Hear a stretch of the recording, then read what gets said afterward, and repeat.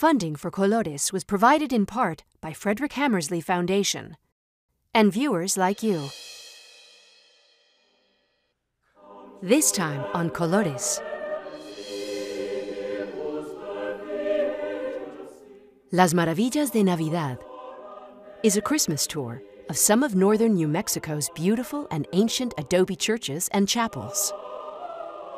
Maintained with a deep devotion, they hold stories of great love and even miracles.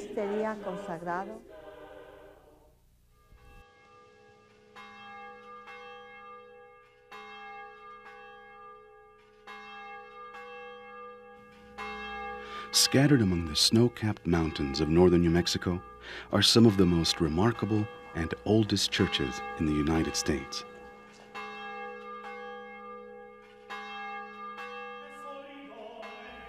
Seeing these beautiful churches at Christmas time, the tradition of giving is personified by stories of great love and even miracles.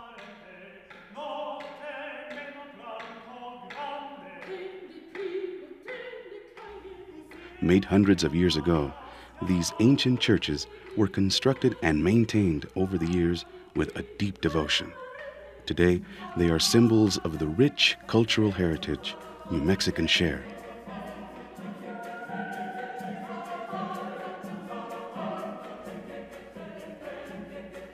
Remote beyond compare, early settlers in this rugged landscape found few resources and received little support from distant Spain. Here there is an old saying, muchos pocos hacen un mucho. A lot of nothing makes something. Using simple local materials, Nuevo Mexicanos developed an exceptional architectural style. They used adobe, stone, and timber to make marvelous handcrafted churches that are uniquely New Mexican. On September 29, 1979, we experienced the collapse of one of the walls here in the church due to water damage that seeped in from beneath, from groundwater. Once the church began to rebuild, they began to realize that as their ancestors at one time used to come together as a community to replaster the church with mud or fix the roof, they were retying those binds that made the community what it was. They were relinking themselves one to the other and to God. One of the things that really impressed me about building this church is that as we were getting near to its completion, we had found the footprint of children, barefoot print of children that had been used by those early settlers to run across the top of the adobe forms to tamp the earth down into the form so that the brick would come out perfect. Well, when we discovered those, it was marvelous because it was like that little child 150 years ago could have been the great-great-grandparent of some of the people living here today. It was like that child was impelling us. This was worth building. You know, what are you going to do to preserve it? What are you going to do to make sure that it passes on to your children and your children's children?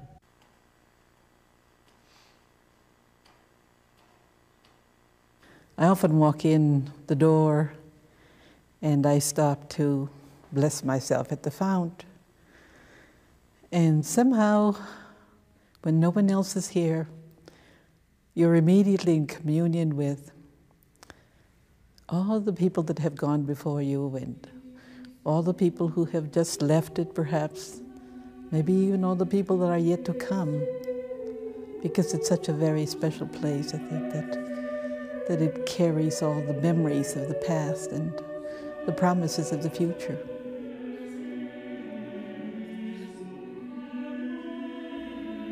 Perhaps the most photographed church in the United States is the San Francisco de Asís Church, located in Ranchos de Taos. Constructed in 1810, over the years it has at times been in terrible disrepair. Today, it is well cared for by the community and considered one of the crown jewels of New Mexico's adobe churches.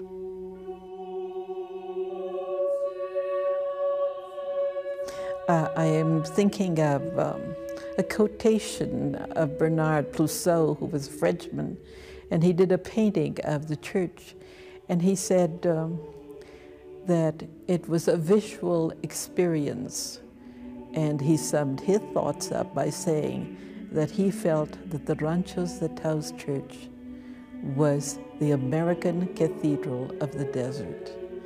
And I think that says a lot. In 1980, the framework of the main altar screen was restored by Santa Fe artist Luis Tapia and Federico Vigil. The paintings on the main retablo were restored by Lina Bavarone, who traveled to Mexico and Spain to learn about the original pigments.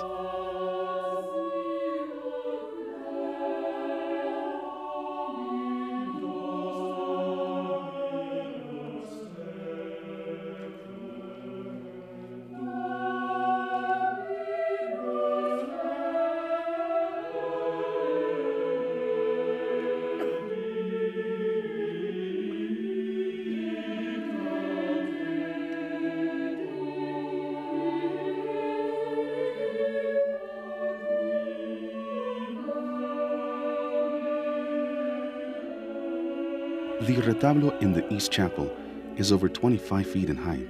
It was painted by the Master Moyeno sometime before 1818.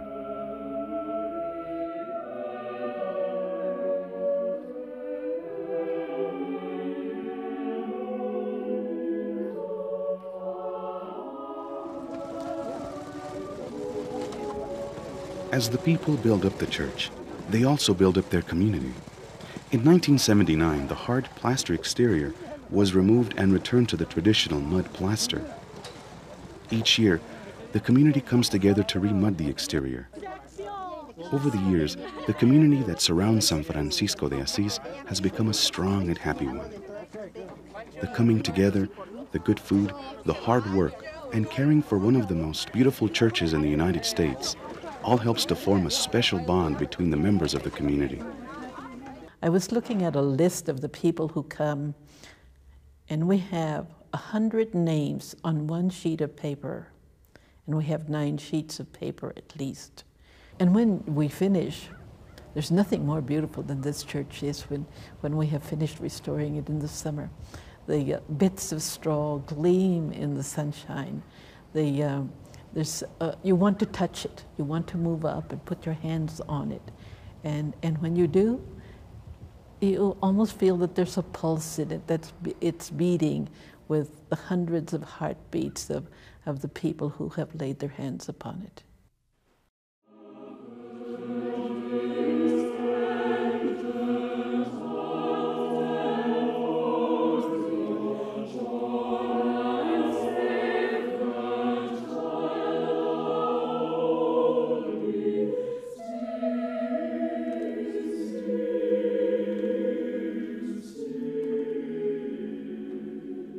This beautiful old church in Trampas is considered to be the most perfectly preserved Spanish colonial church in America.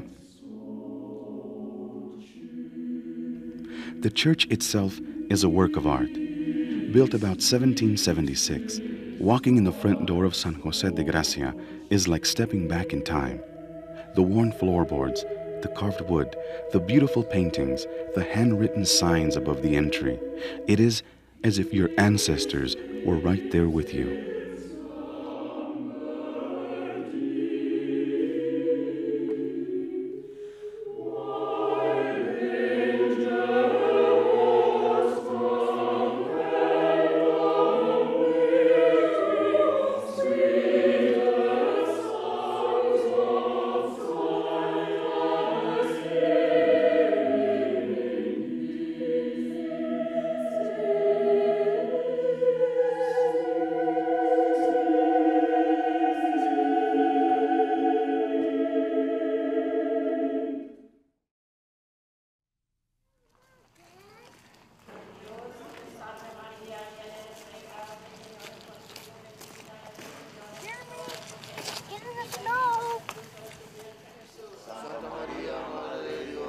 To many people, the Santuario de Chimayo is the spiritual heart of New Mexico. Thousands find their way there during the year, and almost 30,000 pilgrims visit during Holy Week.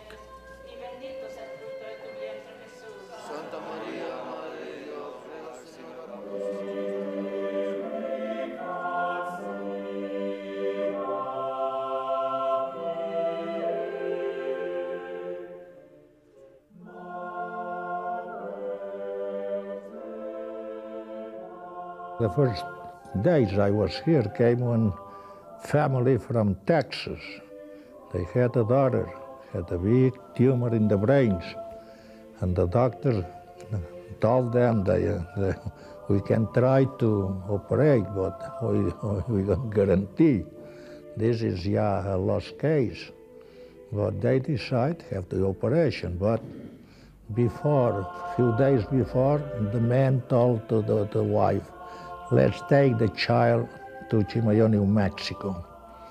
And they came with the little girl, but suffering. They kneel down here.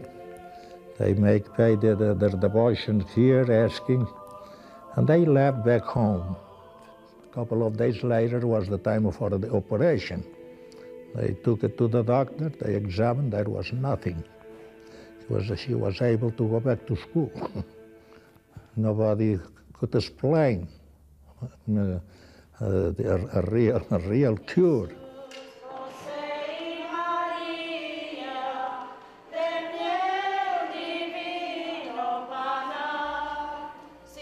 Built in 1860, the Santuario de Chimayo is known for La Tierra Santa, a healing dirt.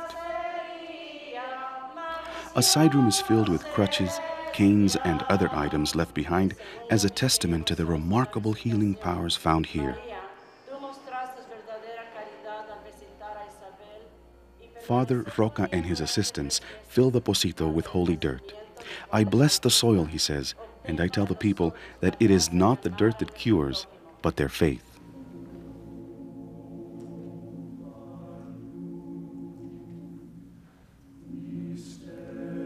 Then, and came one man, oh, I have here my mother, very, very sick. I think we'll have a little time to go to pray.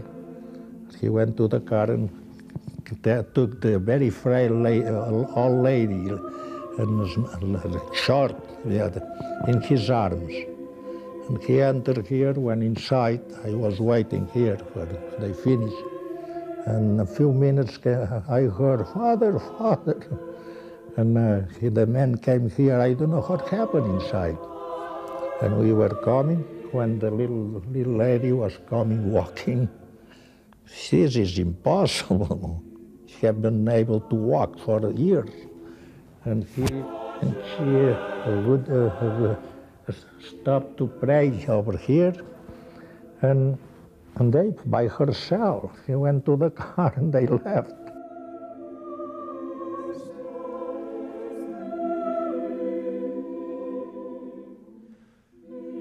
I was assigned down here and to take a special care of this place. 45 years ago, 1954. And I had one there sick. This, I consider myself part of this. I had my 81st birthday last July. My place is here. Here is, I feel home.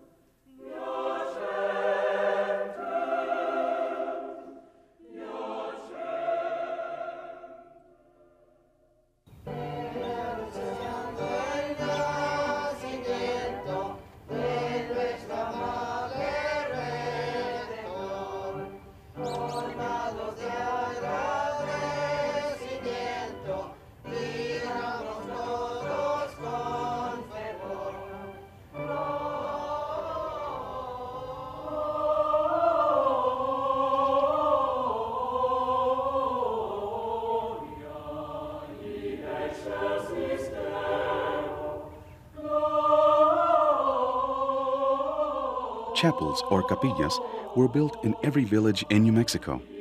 Smaller versions of their mission predecessors, each chapel is an individual act of faith made by the people of the village.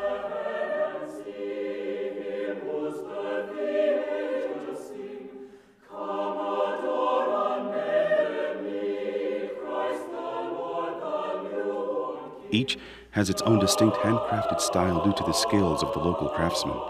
The designs and the saints are as different as the community each chapel serves. Located near Black Mesa and the Rio Grande, the tiny La Sagrada Familia Chapel, built in 1920, is an excellent example of how families in small communities maintain their faith and traditions by caring for a chapel. The history on the chapel is it was built in the early 20s. My great-grandfather and his family and other community members were having to have Mass said in their private homes. So my great-grandfather donated the property and they built the chapel. Then in 1937, I believe, the federal government decided to turn this valley into Indian reservations. But my great-grandfather, apparently having some foresight, had deeded this property to the archdiocese. So the chapel, the property around the chapel, stayed with the archdiocese, but it was abandoned. And it wasn't until back in the early 80s, late 70s, that we started having our family reunions, that we saw what neglect had done to the chapel, where there were holes in the walls, the ceilings were caving in, the roof was totally deteriorated. And great aunts, my grandmother, my mother, different relatives kept wishing that someday somebody would start a restoration on it. Driving along the highway, my mother would be sitting in the car with me and she would say, I would love to see the Sagrada Familia Chapel restored. And I never forgot it. The restoration of the chapel has really helped to bring the family even much closer together. We're a very close-knit family. If we hear that a distant relative needs some type of help, the family's always there to help out. But by being here together, it symbolizes really the closeness that we are. My great aunts show up every Saturday. One of them literally comes in prepared to do work. The other one comes to see if any of her children are here. But the encouragement and the enthusiasm that they give us and seeing the appreciation about having it done. This is a dream that came up. True. True. This is not the end of it. We'll keep on. Our children will do it. We did it. Our parents did it. We did it. Our children will do it. And all of them will be here. Oh, it's a feeling that I wish everybody would get it. This was falling apart. And look at it. During the course of the restoration, not a single moment goes by when you're not thinking about grandma or grandpa or mom. I knew my great-grandmother as a little boy, and she was a very loving and wonderful lady. But knowing that she had a part in building this church initially, and now myself as her great-grandson having something to do with the restoration of it, just gives one such a deep sense of love, which is, it permeates through our whole family. Ready? Sagrado Corazón de Jesús, 4 cosas hoy te pido con mucha necesidad. Paciencia para sufrir, fuerza para trabajar las penas que me has de dar, entendimiento sereno para poder arreglar las cosas con santa calma, así sentir en el alma perfecta tranquilidad. Esto tengo que rogarte, oh mi Jesús adorado, en este día consagrado para servirte y amarte. Amén. Amen. Who brought the hot chocolate?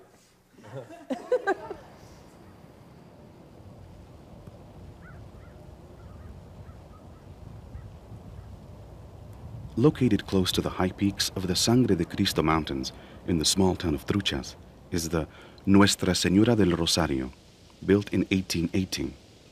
It is a small church that is no longer used by a growing community. Although a new church has been built, this church is still well cared for, and with good reason. Inside is a wonderful altar screen painted by New Mexico's first native-born santero, Pedro Antonio Frequis. Frequis was not Hispanic but of Flemish descent. He worked in traditional fresco methods. He incised into the gesso while it was still wet to create form in his figures. He used rapid strokes, almost abstract in appearance, creating broad cheekbones, almond eyes, slender noses and torsos. The simplicity of his artwork has an effect all its own. The two-dimensional rendering of his figures creates a mystic quality and a saintliness.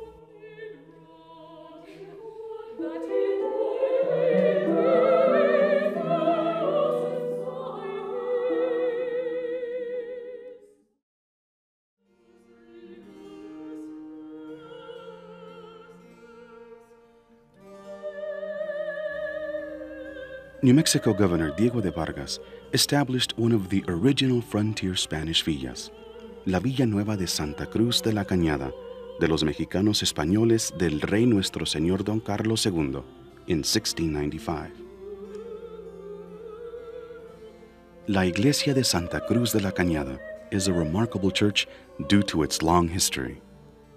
Originally, a chapel may have been used by early settlers as their first church. The building of the present church was begun in 1733. Families have worshipped, have been baptized, married, and buried here for generations. Priests are still assigned from Spain, and there are traditional masses in Spanish. In 1995, Santa Cruz celebrated 300 years as a parish.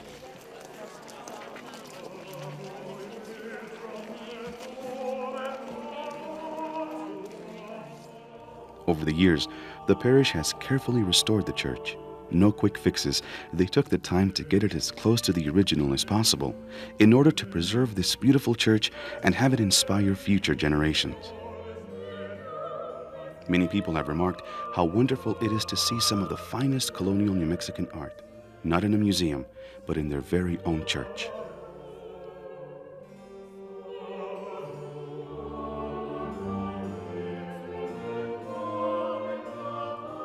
The magnificent and elaborate altar screen and Cristo are by renowned colonial santero José Rafael Aragon.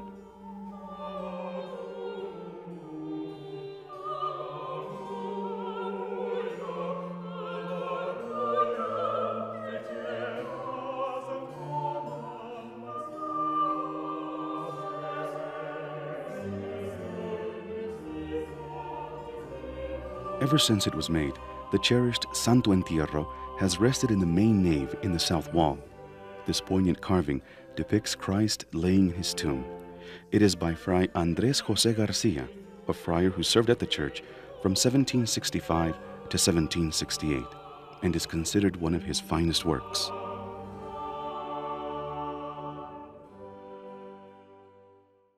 The church is truly a wonder. It thrives today with the vibrancy of traditions hundreds of years old.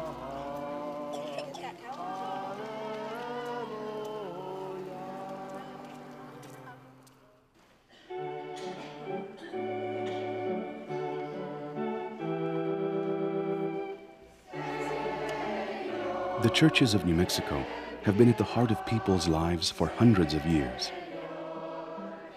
These ancient churches are living churches. Centuries old, they continue to serve and be cared for by their communities. It has been said that the beauty of a church is an expression of love for God and the people who built it. New Mexico's beautiful ancient adobe churches are testament to the great history and culture that thrives in New Mexico today. Everybody has something to offer. The old-timers had their wisdom and their pacing. The young guys had their strength. The women oftentimes would make the mud. They would provide the cooking. The children would help with the plastering. It seemed like everybody has a place, has something to contribute to preserve these churches. These were churches built by the people for the people, and the people can fix them. And as each adobe is important only in its relationship to another adobe and bonded together to form a wall. And even as that adobe requires the foundation so that it can be strong. And then the adobe supports the woodwork, the corbelling, the vigas on top. So it is with everybody's effort. There's always a doubt in one's mind about what one can accomplish.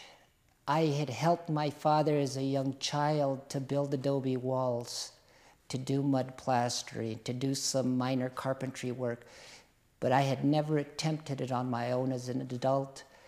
But in the restoration here, they show you that the need is there to be done, and you do the best you can. It might come out a little crooked, but the sense of accomplishment of being able to say later on, hey, I did this, does give you a sense of pride.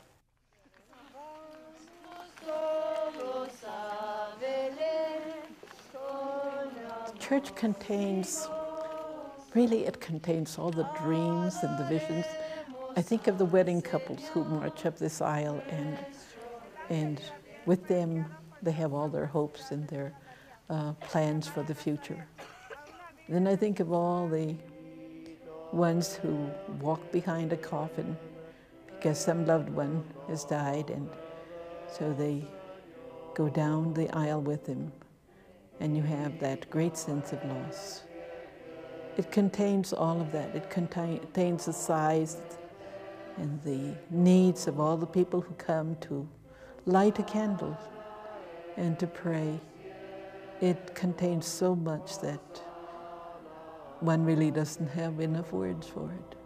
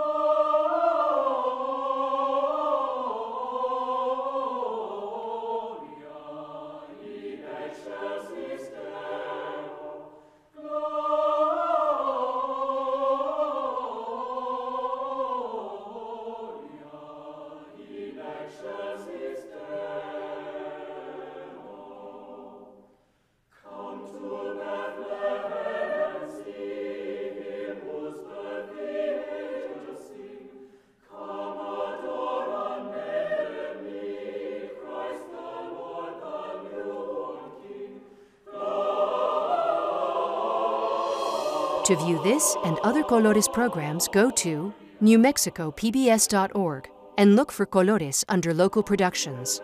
Also, look for us on Facebook and Instagram. Until next week, thank you for watching. Funding for Colores was provided in part by Frederick Hammersley Foundation and viewers like you.